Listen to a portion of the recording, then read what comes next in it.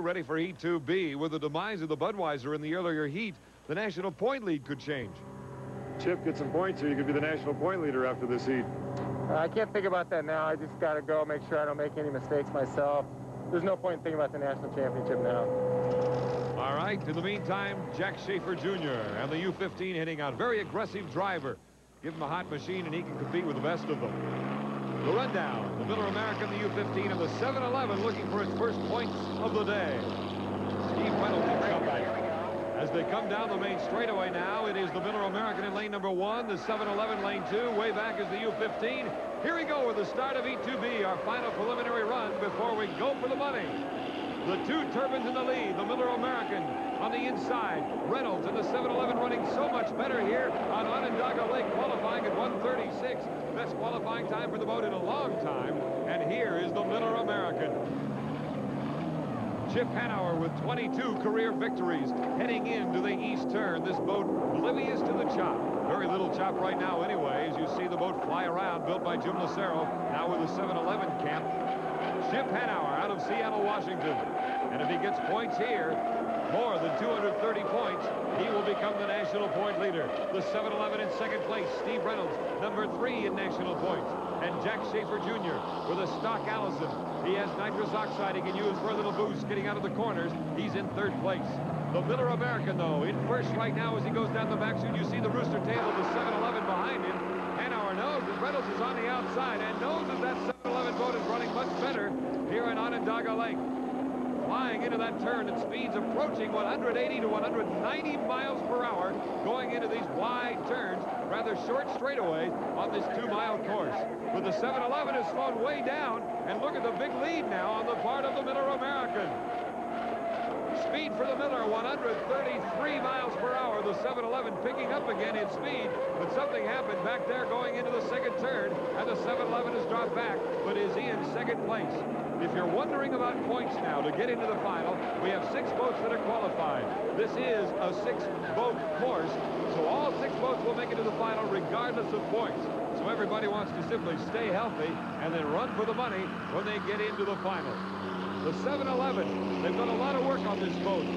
Jim Lucero has concentrated on the boat itself, while Jerry Burhill, the crew chief, has worked on the engines. And the boat is performing much, much better, more competitive, and hopefully they'll be able to give the Miller American a tough time and give us all better racing. The Miller American in first place, looking for another 400 points, which would easily make it the national point leader so far.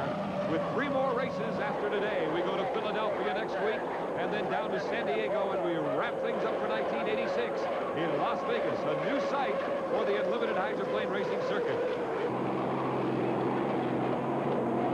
The Miller American, the Lycoming 7-engine, 2,650 horsepower, holding this boat and moving it down the back chute is Hanauer. Again, with the open cockpit, they have a brand new Miller boat, built by Jim Lucero, by the way, which they will campaign in 1987. Jack Schaefer out of California. He's driven that boat many times, built by Chuck Hickling in Seattle. Meticulous care put into it. And the Miller, well, we've seen it many times, and what an incredible job the crew did to get it ready in time to race. They did not have a chance to test the boat at all after working all night, but as you see, Chip Hanauer first place here in Heat 2B. Second place will go to Steve Reynolds and a much improved 7-11 boat as he picks up 300 points, and he will obviously go into the final and meet the Budweiser and the Miller American. Heat 2B results, 700 points for the day for Miller American, a first and a second place. The 7-11 getting its first points of the day, and the U-15, its second, third place finish. Chip, this might not mean anything to you right now with this race and 3 others to go, but you have just taken the national high point lead for the first time. That must feel good. Well, we can't let it feel good right now. We just have too much work to do, and we have to win this boat race. And at the end of the day, we'll look and see where we are. But we were 1,200 points down, and the fact that we're even in it at all, I'm just real proud of these guys. When did you notice that you didn't have Steve Reynolds in the 7-11 on your hip? Because he was close there for a while. Right about 3/4 of the first lap, and then I could see he wasn't around. That made it easy for us. I didn't have to push the equipment. I didn't want to make any mistakes to put us in the position that Jim Cropfield got in, so it made it easier. Now let's find out about that 7-11 problem. Don? Steve, while you cool off with the air conditioning up above, what happened? Just got a little bit up in the air.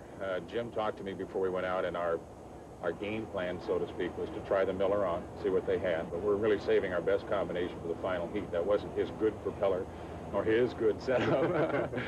So I was pleased with what we brought back. He watched it with his binoculars, and he's making some more changes to it. But now we're in the hunt anyway. You know, I'm running up at the speeds that the boat should be running. So wait for the final. The man Steve was talking about, Jim Lucero, trying to make this boat faster. It's fun to work on one that's been having some problems and make it a little bit better. It's like Earl Nightingale used to say that problems are the spice of life, huh? While Jim Lucero prepares the 7-Eleven, the Budweiser just about ready for the final. We'll return to Onondaga Lake in a moment.